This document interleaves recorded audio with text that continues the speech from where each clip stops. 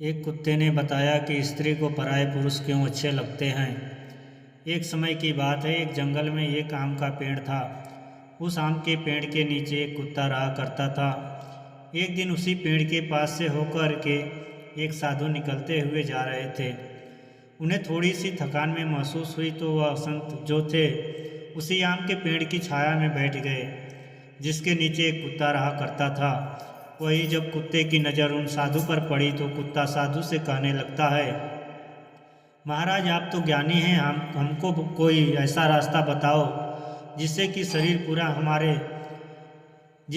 शरीर पूरा होने के बाद हमें स्वर्ग की प्राप्ति हो। फिर कुत्ते की बात को सुनकर के वह साधु कहने लगते हैं, यदि तुम स्वर्ग में जाना चाहते हो तो तुम्हें 2 प्रश्नों के उत्तर खोजने होंगे। जिस दिन तुम्हें इन दोनों प्रश्नों के उत्तर मिल जाएंगे उस दिन तुम्हारी समस्या का समाधान हो जाएगा। फिर साधु की बात को सुनकर के कुत्ता कहने लगता है, महाराज आप मुझे अपने दोनों प्रश्न बताओ जिनका उत्तर मैं अवश्य ढूंढ कर रहूँगा। फिर साधु कहता है, हे कुत्ते, मेरा पहला प्रश्न है, भगवान को किस प्रकार भोग लगाने से भिखारी भी राजा बन जाता है। मेरा दूसरा प्रश्न है, स्त्री को दूसरे का पति और पुरुष को दूसरे की पत्नी क्यों अच्छे लगते हैं। प्रिय दर्शकों, इस प्रकार दोनों प्रश्न बता करके वह साधु वहाँ से चला जाता है। वहीं साधु के चलते जाने के बाद में कुत्ता उन दोनों प्रश्नों का उत्तर ढूंढने के लिए चारों तरफ भटकता है, पर उन्हें संतुष्ट भरा उत्तर नहीं मिल पाता है। और इस प्रकार जब कुत्ता परेशान हो जाता है तो उसकी मुलाकात एक बूढ़े गिद्ध से हो जाती है। वह बूढ़ा गिद्ध जो था कुत्ते से कहता है कि तुम शंकर भगवान के पास जाओ, तुम शिव जी के पास जाओ, वही तुम्हारी समस्या का समाधान कर सकते हैं। प्रिय दर्शकों, इस प्रकार कुत्ता बूढ़े गिद्ध की बात सुनकर के भगवान शिव के पास जाता है तो क्या देखता है, एक जंगल में भगवान शिव और पार्वती विचरण कर रहे थे। फिर तो कुत्ता भगवान शिव के पास जाकर के उन्हें अपनी समस्या बताता है। तो कुत्ते की बात को सुनकर के भगवान शिव और पार्वती उसी जंगल में एक शिला पर बैठ जाते हैं और कुत्ते से कहते हैं कि मैं तुम्हें एक छोटी सी कहानी सुनाता हूँ। इस कहानी को बड़े ही ध्यान से सुनना। यदि तुमने इस कहानी को पूरे मन से सुना तो निश्चित ही तुम्हें तुम्हारे दोनों प्रश्नों के उत्तर मिल जाएंगे। फिर कुत्ता कहता है, प्रभु मैं आपको वचन देता हूँ कि जब तक आप कहानी सुनाएंगे मैं कहानी को पूरे मन से सुनूंगा। आप कहानी को शुरू कीजिए। भगवान शिव कहते हैं कि हे स्वान, एक गांव के बाहर विष्णु भगवान का एक छोटा सा मंदिर था जिसमें एक वृद्ध पुजारी रहते थे। एक दिन एक गरीब माँ अपने नन्हे से बालक को मंदिर के द्वार पर छोड़कर चली गई। बहुत खोजने पर भी पुजारी को बालक के परिवार का कुछ भी पता नहीं चला। जब गांव का भी कोई व्यक्ति उस बालक का लालन पालन करने को तैयार नहीं हुआ तो पुजारी ने विष्णु भगवान की इच्छा समझ करके उस बच्चे को अपने पास रख लिया और उस बच्चे का नाम चंदन रख दिया। वही गांव के श्रद्धालु भक्तों से जो कुछ भी प्राप्त होता था उसी से भगवान विष्णु का और पुजारी का और उस बालक का चंदन का गुजारा चलता था। और यदि किसी दिन भोग कम भी पड़ जाता था तो पुजारी जो था भगवान को भोग लगा करके और स्वयं और उस बालक को गंगा जल पिला करके केवल सो जाते थे। वहीं धीरे धीरे चंदन बड़ा होने लगा और जब वह पुजारी के कामों में हाथ जब पुजारी के कामों में हाथ बटाने लगा तब वृद्ध पुजारी के थके हारे हाथों को अब कुछ आराम मिलने लगा। इसलिए पुजारी ने अब चंदन को मंदिर की सफाई, भगवान विष्णु की पूजा और उनको भोग लगाने और उनकी आरती करने की विधि अच्छी प्रकार से समझा दी। और स्वयं पुजारी जो थे भगवान विष्णु के नाम जप और कीर्तन में अपना समय व्यतीत करने लगे। वहीं एक दिन भगवान विष्णु के मंगलकारी नाम का जप करते हुए उन पुजारी के प्राण छूट गए। अब पुजारी की मृत्यु हो जाने के बाद में वह चंदन नाम बालक जो था उसका संसार में भगवान विष्णु के अलावा और कोई दूसरा सहारा नहीं था, क्योंकि उस बच्चे को पुजारी ने ही पाला था। वही पुजारी के मरने से पहले उस चंदन को 3 बातें बताई थी। पहली बात, हम हमेशा विष्णु भगवान को ताज़ी गर्म रसोई का ही भोग लगाना। दूसरी बात, भगवान को भोग लगाए बिना स्वयं कुछ भी नहीं खाना। तीसरी बात, भगवान विष्णु पर विश्वास रखकर कभी भी किसी भी वस्तु का संग्रह नहीं करना, बासी भोजन का भी नहीं। वही उस चंदन नाम व्यक्ति को पुजारी की तीनों बातें ठीक से याद थी। और वह चंदन उन तीनों की बातों का बड़े ही ध्यान से पालन करता था। यदि कोई भक्त पहले से बना भोजन या मिठाई मंदिर में दे जाता तो बालक चंदन जो था उसे गरीबों में बांट देता था। बड़ी ताजी रसोई बनाकर ही भगवान विष्णु को भोग लगाता था। उसके बाद ही स्वयं प्रसाद ग्रहण करता था और यदि फिर भी बच जाता था तो उसे बांट लेता था। भगवान शिव कहते हैं कि हे स्वान, यदि कोई रसोई बनाने को सामग्री नहीं होती थी तो भगवान विष्णु और वह बालक चंदन दोनों गंगा जल पीकर ही रह जाते थे। एक दिन बरसात का मौसम आया और 3-4 दिन तक मूसलाधार बारिश होने से मंदिर में एक भी भक्त नहीं आया। वहीं चंदन अपने विष्णु भगवान को गंगा का जल ही भोग लगाता रहा और उसे ही पीकर स्वयं भी समय गुजारता रहा।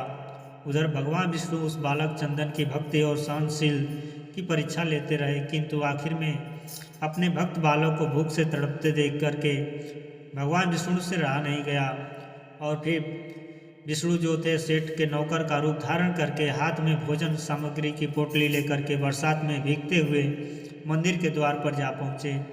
और इस प्रकार विष्णु ने मंदिर पर आवाज़ लगा करके उस चंदन को बुलाया और उसके हाथ में पोटली देते हुए कहा, यह कच्चा राशन सिद्धा के रूप में है। सेठ जी ने तुम्हारे पास भेजा है, इसे रसोई बनाओ, भोग लगाओ और स्वयं भी प्रसाद पाओ। मैं कल फिर आऊँगा। वहीं चंदन भगत ने आशीर्वाद लेकर के और सूखी गीली लकड़ियों के धुएं में गर्म रसोई बना करके भगवान विष्णु को भोग लगाया। फिर पूरे बरसात के मौसम से भगवान विष्णु नौकर के वेश में चंदन भगत को सीधा देने के लिए आते रहे और स्वयं भी गर्मा गर्म रसोई का भोग पाते रहे। भगवान शिव कहते हैं, हे स्वान, एक दिन चंदन भगत ने सोचा कि सेठ जी को सीधा भेजते हुए चार महीने हो चले हैं, किंतु वे स्वयं कभी भी मंदिर में भगवान विष्णु का प्रसाद ग्रहण करने नहीं आए।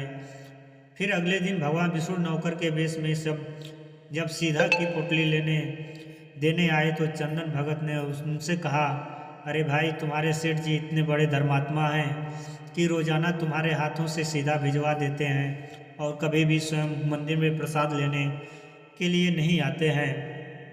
किस कारण से मेरा हृदय अत्यंत दुखी हो रहा है। तुम अपने सेठ जी से कहना कि कल वह भी मंदिर में प्रसाद ग्रहण करने के लिए अवश्य पधारें। वहीं चंदन भगत की बात सुन करके भगवान विष्णु चौंक कर घबरा गए और बोले, अरे पुजारी जी, सेठ जी मेरे द्वारा आपको सीधा भेजते हैं, आप इससे भगवान को भी भोग लगा लेते हैं, स्वयं भी प्रसाद, फिर सेठ जी को बीच में बुलाने की क्या ज़रूरत है। जैसा चल रहा है वैसा ही चलने दीजिए। भगवान शिव कहते हैं कि हे स्वान, फिर वह चंदन कहने लगा, ऐसे कैसे चलने दूं। आपके धर्मात्मा सेठ जी इतने दिनों से सीधा भिजवा रहे हैं, क्या मैं उन्हें भगवान का प्रसाद देने का अपना कर्तव्य भी पूरा नहीं करूं। मैं किसी का उधार खाने वाला नहीं हूं। अपने सेठ जी से कह देना, यदि कल वह भगवान विष्णु का प्रसाद ग्रहण करने के लिए नहीं आए तो मैं उनका सीधा लेना बंद कर दूंगा। फिर तो नौकर बने विष्णु भगवान अपने चंदन भगत की अकड़ को देख करके एकदम से कांप उठे और यह सोच करके मन ही मन में हंसे कि वाह बेटा, आज तो लेने वाला ही देने वाले पर धौंस दिखा रहा है। लेकिन सरल हृदय भक्त के मनोभाव पर रिझ करके भगवान विष्णु बोले, ठीक है पुजारी जी, कल सेठ जी मंदिर में प्रसाद ग्रहण करने जरूर पधारेंगे। वहीं दूसरे दिन बड़े सवेरे ही भगवान विष्णु नौकर के वेश में दूध और बहुत सारी भोजन सामग्री लेकर के मंदिर पहुंच गए। वहीं चंदन नौकर चौंक हुए बोला, भाई आज इतना सारा सीधा किस लिए लेकर आए हैं। तो नौकर बने विष्णु भगवान बोले, पुजारी जी क्या आप भूल गए, आज आपने सेठ जी को प्रसाद के लिए बुलाया है, इसलिए आप छक करके रसोई बनाइए और विष्णु भगवान को भोग लगाइए। वहीं नौकर बने विष्णु भगवान कहने लगे, हे चंदन भगत, यह तो बता दीजिए कि सेठ जी को किस समय आना है। तो चंदन ने प्रसन्न होकर के नौकर बने विष्णु भगवान को सेठ के आने का समय बता दिया। अब उधर तो चंदन भगत रसोई तैयार कर रहा है और इधर भगवान विष्णु जो थे चंदन भगत की इच्छा पूरी करने के लिए सेठ का रूप धारण करने लगते हैं। इधर अपने स्वामी को एक प्यारे भक्त के यहाँ पर जाने का समाचार सुनकर के माता लक्ष्मी भला कैसे पीछे रहती। वह अभी विष्णु भगवान की आज्ञा को पाकर के सेठानी का रूप धारण करने में जुट गई। विष्णु भगवान ने एक मक्खन का सुंदर कुर्ता धारण किया और ऊपर से एक सुंदर रंग बिरंगी पगड़ी बांध ली और अपने पैरों में रेशमी जूतियां धारण कर ली। और इधर लक्ष्मी ने अपने पतिदेव के नगर में बनी हुई सुंदर बनारसी साड़ी निकाल करके पहनी, जिसका रंग सेठ बने विष्णु के कुर्ते से मेल खा रहा था। लक्ष्मी ने सोने चांदी हीरे जगमगाते हुए आभूषण धारण कर लिए। पैरों में सुंदर चरण पादुकाएं नोरू होकर एक दूसरे को निहारते ही रह गए, क्योंकि दोनों एक दूसरे को देख देख करके निहाल हुए जा रहे थे। इससे पहले उन्होंने कभी एक दूसरे का ऐसा सुंदर स्वरूप नहीं देखा था। भगवान शिव कहते हैं कि हे स्वान, जब भगवान विष्णु और लक्ष्मी सेठ सेठानी का रूप धारण करके अपने भक्त के यहाँ दावत उड़ाने चले तो ऋषि मुनि देवता देवांगना आदि ने भी उन्हें देख करके ठगे से रह गए। वहीं सेठ बने भगवान विष्णु अपने हाथ में ली हुई छड़ी को अदा से घुमाते हुए पृथ्वी पर टेकते हुए चल रहे थे और उनके पीछे पीछे बगल में परस दबाए अपनी चरण पादुका से टकटक और पायलों की छन छन की मधुर ध्वनि करते हुए लक्ष्मी माँ सेठानी बनी हुई चली जा रही थी। इधर चंदन भगत आज सुबह से ही सेठ जी के स्वागत में भांति भांति के पकवान बनाने में जुटा था। अपने भगवान विष्णु का भोग तो वह चलते फिरते बना लेता था, किंतु आज उसे कई महीनों से भगवान को भोग लगाने के लिए सीधा भेजने वाले सेठ जी को भगत प्रसाद देना था। इसलिए उस चंदन भगत ने रसोई बनाने में अपनी सारी पाक कला झोंक डाली थी, जिससे जो भी व्यंजन बने वह सुंदर और स्वादिष्ट हो। वही सेठ जी के द्वारा भेजे हुए चावल धोकर के चंदन भगत ने खीर बनाई, उसे धीमी आंच पर पका करके गाढ़ा किया और उसमें सेठ जी के द्वारा भेजे हुए पिस्ते, बादाम, केसर, चिलगोले और किशमिश डाले। वहीं मिर्च और अदरक को कूट करके उसे बाजरा, बेसन और गेहूं के आटे में भर भर के मोटे मोटे मिर्चे टिक करके बनाई रसोई बना करके चंदन भगत पुनः स्नान करने चला गया, ताकि स्वच्छ वस्त्र पहन करके भगवान विष्णु को भोग लगा सके और उसके बाद में सेठ जी को उनका प्रसाद पका सके। भगवान शिव कहते हैं, हे स्वान, जब चंदन भगत स्नान करने लौटा तो क्या देखता है, सेठ जी प्रसाद ग्रहण करने के लिए स्वयं तो आए ही हैं, संग में अपनी सेठानी को भी लाए हैं। वहीं चंदन ने झट से दोनों से राम राम की, उन्हें आसन देकर उठाया और बोला, मैं भी भगवान विष्णु को भोग लगा करके आता हूँ, फिर आपको प्रसाद परोस दूंगा। वहीं भावना के भूखे भगवान विष्णु से भूख सहन नहीं हो पा रही थी, इसलिए वो बोले, पुजारी एक काम करो, भगवान को जल्दी से भोग लगाइए, मुझसे भूख सहन नहीं होती है। फिर तो सेठ बने विष्णु की बात को सुन करके चंदन भगत बोला, देखो सेठ जी, भूख तो मुझे भी बड़े जोर से लगी है, किंतु मैं अपनी भूख के कारण भगवान को भोग लगाना नहीं भूलता। यदि दुनिया के सारे लोग इसी तरह अपनी भूख के लिए भगवान को भोग लगाना भूल जाए तो भगवान तो भूखे मर जाएंगे। वहीं सेठ बने विष्णु भगवान एक पत्तल उठाते हुए बोले, पुजारी जी आप भोग लगाइए, इधर मैं पत्तल परोस लेता हूँ, मुझसे भूख सहन नहीं हो पा रही है। फिर तो चंदन भगत जो था सेठ बने विष्णु भगवान को डांटते हुए बोला, सेठ जी, भगवान के काम में न तो जल्दीबाजी चलती है और ना ही कंजूसी चलती है, इसलिए चुपचाप इंतजार करो। मैं जब तक भगवान विष्णु को भोग नहीं लगा लेता, आप रसोई के पास भी नहीं भटक सकते हैं। चुपचाप इधर बैठ जाइए और ओम नमो भगवते वासुदेवाय का जाप करते रहिए, मैं अभी आता हूँ, फिर आपके पेट भर करके भोजन कराता हूँ। वहीं सेठ बने भगवान विष्णु डांट खा करके चुपचाप अपने आसन पर बैठ गए। वहीं सेठानी बनी लक्ष्मी जी उनकी यह दशा देख कर बड़ी मुश्किल से अपना हंसी रोक पाई, लेकिन जैसे ही चंदन भगत पत्तल में सामग्री लेकर भगवान को भोग लगाने मंदिर में गया, इधर विष्णु लक्ष्मी जी को मौन रहने का संकेत करते हुए चुपके पैर रखते हुए रसोई में पहुंच गए और उन्होंने एक एक व्यंजन उठा करके चखना शुरू कर दिया। वहीं विष्णु भगवान तो प्रसाद को चखा तो भोचक के रह गए, क्योंकि खीर में चीनी की जगह नमक भरा था और सब्जियों में चीनी भरी हुई थी। वहीं जैसे ही भगवान विष्णु ने रोटी का एक कोरा तोड़ा करके मुंह में लिया तो वह शीशी करने, क्योंकि रोटी में मिर्ची मिर्ची भरी थी। वहीं विष्णु भगवान शीशी करते हुए उल्टे पैर भाग गए और अपने आसन पर जा बैठे। वहीं लक्ष्मी जी जो थी अपने स्वामी की ऐसी हालत देख करके खिलखिला करके हंस पड़ी। इससे पहले कि भगवान विष्णु लक्ष्मी के सामने कुछ सफाई दे पाते, चंदन भगत ओम नमो भगवते वासुदेवाय मंत्र का जाप करते हुए रसोई में पहुंचा और उसे भोग को रसोई में मिला करके उसे पवित्र बना डाला और फिर सेठ जी के सामने पत्तल परोस करके हाथ जोड़ करके बोला, सेठ जी मैंने भगवान विष्णु को भोग लगा दिया है, अब आप भी जी भर करके प्रसाद पाइए। वहीं विष्णु तो अभी अभी भक्त की शक्ति से भी जोरदार उसके हाथ की बनी हुई रसोई छक चुके थे, अतः उसे ग्रहण की बात सुनकर ही उनके पसीने छूटने लगे।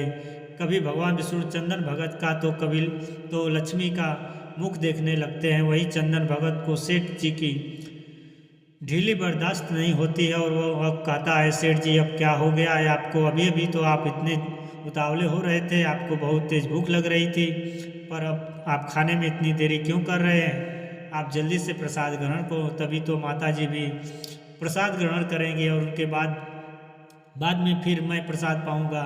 वहीं चंदन भगत की ललकार को सुनकर के विष्णु भगवान ने चुपचाप खीर का कुल्हड़ उठाया और सारी नमकीन खीर गटगट पी गए। कुल्हड़ खाली होने के देर थी कि चंदन ने उसे झट से भर दिया। अपने प्रिय भक्त के हाथों परोसे हुए भोग में भगवान को आज दुगुना स्वाद आने लगा। चंदन परोसता गया और भगवान विष्णु पीते गए।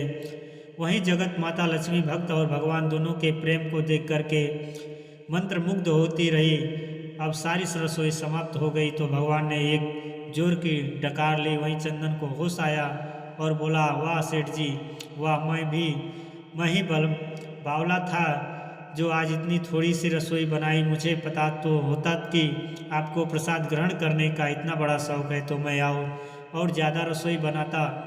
वही भगवान विष्णु अपने पेट पर हाथ फेरते हुए सेठानी बने लक्ष्मी जी की ओर मुस्कुरा कर देखते हुए बोले, पुजारी जी मैं इतना रोज़ खाना कहाँ खाता हूँ, किंतु आज प्रसाद इतना स्वादिष्ट बना था कि अपने पर बस ही नहीं रहा और खाता चला गया। किंतु तभी चंदन भक्त रुआन सा होकर बोला, सेठ जी वह तो आपने ठीक किया, लेकिन माता जी तो भूखी रह गई, रसोई तो आपने सारी साफ कर दी। फिर तो ममता माई लक्ष्मी पर चंदन की उदासी देखकर के रहा नहीं गया। उन्होंने बची हुई खीर की 4 बूंदें अपने कंठ में टपका ली। पर विष्णु भगवान द्वारा भोग लगाने से प्रसाद में अद्भुत अलौकिक स्वाद भर गया था। ऐसी सुगंधित और मीठी खीर चख कर जगत जननी अकंठ तृप्त हो गई और उनके तृप्त होते ही सृष्टि का प्रत्येक प्राणी तृप्त हो गया। फिर चंदन भगत बोला, सेठ जी आपने और माता जी ने प्रसाद ग्रहण कर लिया, इससे मुझे अत्यंत संतोष हुआ है। समझ लीजिए आप दोनों द्वारा प्रसाद ग्रहण करने से मेरा पेट भर गया। तो वैसे भी महीने में 4 एकादशी हो जाती है, किंतु मैं भी एक दाना ले ही लेता हूँ जिससे कि विष्णु भगवान के प्रसाद का अनादर न हो। और ऐसा कह करके चंदन भगत ने खीर के पात्र में लगा हुआ एक चावल का दाना उठा करके अपने कंठ में डाल लिया। वहीं चावल के एक दाने से ही उस चंदन भगत की जन्म जन्मांतर की भूख मिट गई और समस्त वासनाओं और इच्छाओं की तृप्ति हो गई। भगवान शिव कहते हैं कि हे स्वान, वहीं उसके ज्ञान के नेत्र खुल गए और उसने क्या देखा कि उसके सामने यानी चंदन भगत के सामने भगवान विष्णु और जगत जननी लक्ष्मी जी आशीर्वाद की मुद्रा में मुस्कुराते हुए खड़े हैं। फिर तो भगवान विष्णु और लक्ष्मी की असली स्वरूप देख करके चंदन भगत दौड़ करके उनके चरणों में लेट गया। वहीं भगवान विष्णु ने चंदन भगत को अपने हाथों से उठा करके अपने सीने से लगा लिया और कहा, बेटा बताओ तुम्हें क्या चाहिए? मैं तुम्हारी भक्ति से बहुत ही प्रसन्न हूँ। जो इस प्रकार से भगवान को भोग लगाते सच्ची निष्ठा के साथ में उन पर आस्था रखते हैं, उनके जन्म जन्मांतर के पाप दूर हो जाते हैं और उनकी गरीबी हमेशा के लिए दूर हो जाती है। वहीं चंदन भगत कहने लगा, प्रभु मुझे कुछ नहीं चाहिए, केवल आपका प्यार चाहिए।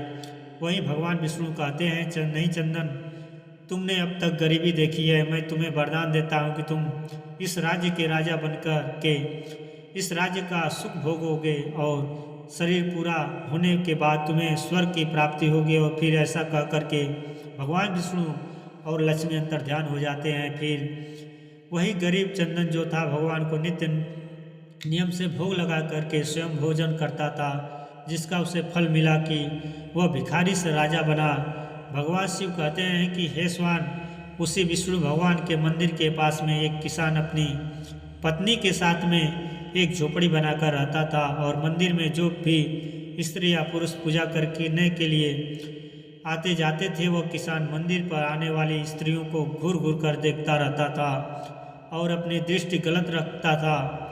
वहीं उस किसान की पत्नी मंदिर पर जाने वाले पुरुषों को घूर घूर कर देखती रहती थी। अब समय पर इस प्रकार से धीरे धीरे गुजरता गया। एक दिन एक ठग कहीं से घूमता हुआ उस किसान की झोपड़ी से होकर गुजरा, तो किसान की पत्नी की नज़र उस ठग पर पड़ गई। वहीं ठग जो था दिखने में किसान से ज़्यादा हष्टपुष्ट और सुंदर था। देखते ही देखते वह किसान की पत्नी उस ठग को अपना दिल दे बैठी। वहीं मौका पा करके किसान की पत्नी ने उस ठग से कहा, मैं तुम्हें बहुत पसंद करने लगी हूँ, तुम मुझे अपने साथ ले चलो। भगवान शिव कहते हैं कि हे स्वान, फिर उस किसान की पत्नी की बात सुन करके वह ठग राजी हो गया और किसान की पत्नी से कहा, तुम्हें घर में जितना भी धन माल मिले चुपचाप निकाल कर ले आओ, और फिर हम दोनों यहाँ से कहीं दूर चलकर सुख का जीवन जिएंगे।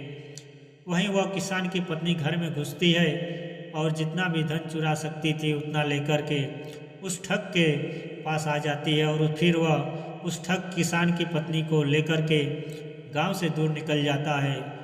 वही थोड़ी देर के बाद में एक ठगनी उसी किसान की झोपड़ी से होकर गुजरती है। फिर उस किसान की नज़र उस ठगनी पर पड़ती है। वही ठगनी किसान की पत्नी से बहुत ज़्यादा सुंदर थी, इसीलिए किसान उस ठगनी को अपना दिल दे बैठा था और मौका पा करके उस ठगनी से कहता है, मैंने तुम्हें जब देश से देखा है मुझे कुछ भी अच्छा नहीं लग रहा है, मैं तुमसे प्यार करने लगा हूँ। फिर ठगनी ने कहा, तो क्या चाहते हैं? फिर किसान ने कहा, हम तुम कहीं दूर चल कर के एक स्थान एक साथ सुखपूर्वक रहेंगे। भगवान शिव कहते हैं कि हे स्वान, इस प्रकार उस किसान की बात सुन करके वह ठगनी तैयार हो गई। फिर वह किसान जो भी धन का माल उसके पास था उस सबको लेकर के उस ठगनी के साथ में गांव से दूर निकल जाता है।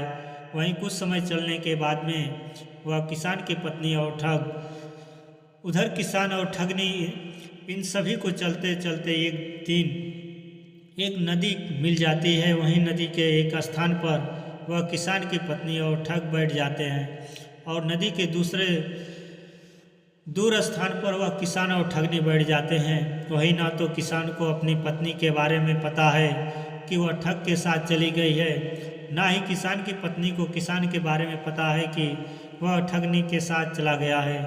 भगवान शिव कहते हैं कि हे स्वान, नदी पर पहुंचने के बाद में वह ठग किसान की पत्नी से कहता है कि तुम यह गहना मुझे दे दो, मैं पहले इस गहने को नदी के पार रखा पाऊँ, फिर तुम्हें नदी पार कराऊंगा। वहीं ठग की बातों में आकर के किसान की पत्नी धन से उस ठग को दे देती है। वहीं वह ठग तो जो था धन माल लेकर के उस किसान की पत्नी को उसी नदी में ढकेल देता है और धन माल लेकर के वहाँ से चला जाता है। वहीं दूसरी तरफ ठगनी जो थी उस किसान के माल को लेकर उस किसान को नदी में धोखे से ढकेल देती है और माल लेकर के दूर चली जाती है। भगवान शिव कहते हैं कि हे स्वान, इस प्रकार वह किसान और उसकी पत्नी नदी में डूबते उछलते हुए एक स्थान पर मिल जाते हैं और फिर दोनों को अपनी अपनी गलती पर बड़ा पछतावा होता है। वहीं उस नदी के आसपास उन दोनों को बचाने वाला कोई नहीं होता है और इस प्रकार किसान और उसकी पत्नी की नदी में डूबकर मौत हो जाती है। अंत में भगवान शिव कहते हैं कि हे स्वान, जो अपने का नहीं हुआ वह किसी और का नहीं हो सकता है। अब तुम अपने पहले प्रश्न का उत्तर सुनो। तुम्हारा पहला प्रश्न था कि भगवान को किस प्रकार भोग लगाने से भिखारी भी राजा बन जाता है। तो समझ लो, जिस प्रकार इस कहानी में एक गरीब चंदन ने विष्णु लक्ष्मी का भोग लगाया और सेवा की, उसी प्रकार जो भी इंसान गरीब चंदन की तरह सच्चे मन से पूरी आस्था के साथ में नियमानुसार भगवान का भोग लगाता है, वह भगवान की कृपा से निश्चित राजा बन जाता है। जिस प्रकार से वह गरीब चंदन एक राजा बन गया, इसीलिए हर इंसान को रोज़ाना सच्चे मन से नियमानुसार भगवान का भोग रोज़ाना लगाना चाहिए। उसके बाद ही स्वयं भोजन ग्रहण करना चाहिए। यदि जो भी इंसान ऐसा करता है तो निश्चित ही लक्ष्मी जी की उस पर कृपा होती है और ऐसा व्यक्ति भिखारी होकर भी राजा बन जाता है। भगवान शिव आगे कहते हैं कि हे स्वान, अब तुम अपने दूसरे प्रश्न का उत्तर सुनो। तुम्हारा दूसरा प्रश्न था कि स्त्री को दूसरे का पति और पुरुष को दूसरे की पत्नी क्यों अच्छे लगते हैं। तो समझ लो, जो स्त्री या पुरुष चरित्रहीन होते हैं, ऐसे चरित्रहीन स्त्री या पुरुष को हमेशा दूसरे की पति या दूसरे की स्त्री अच्छे लगते हैं। जिस प्रकार से वह किसान और उसकी पत्नी दोनों ही चरित्रहीन थे, ना किसान को अपनी पत्नी अच्छी लगती थी और ना ही किसान की पत्नी को अपना पति किसान अच्छा लगता था। इसीलिए उन्होंने चरित्रहीनता की और जो चरित्रहीनता करते हैं उन्हें निश्चित एक दिन अपने कर्मों का भोग भोगना पड़ता है। इसी वजह से उस किसान और उसकी पत्नी की नदी में डूबकर मृत्यु हो गई। पति पत्नी के बीच सच्चा प्रेम, वफादारी, सेवा, आत्मीयता, विश्वास तभी रह सकता है जब उनमें एक निष्ठा का व्रत हो। यदि कोई स्त्री अनेक पुरुषों से या कोई पुरुष अनेक स्त्रियों से गुप्त संबंध स्थापित करता है तो उसके शरीर में, रक्त में, मन में, मस्तिष्क में अनेक तत्व मिल जाते हैं। मिल जाने के कारण अस्थिरता, खींच, तनाव, आकर्षक, विकर्षक के दौरान चलने लगते हैं। ऐसी अवस्था में सच्चा प्रेम, वफादारी एवं आत्मनियमता असंभव है। व्यभिचारी स्त्री पुरुषों का दाम्पत्य जीवन हमेशा कपट, धूर्तता, मायाचार और छल से भरा हुआ होता है। यह अवसर पड़ने पर अपने साथी को ही धोखा दे देते हैं। इसीलिए जो चरित्रहीन स्त्री होती है उसे कभी अपना पति अच्छा नहीं लगता और दूसरे चरित्रहीन पुरुष अपने होता है उसे कभी अपनी स्त्री अच्छी नहीं लगती है और ऐसे स्त्री पुरुष को अंत समय में नरक में जाना पड़ता है। इसलिए हमेशा सद्मार्ग पर चलने के लिए हर स्त्री पुरुष को चरित्रवान होना चाहिए, तभी भगवान विष्णु की कृपा के पात्र बन सकते हैं।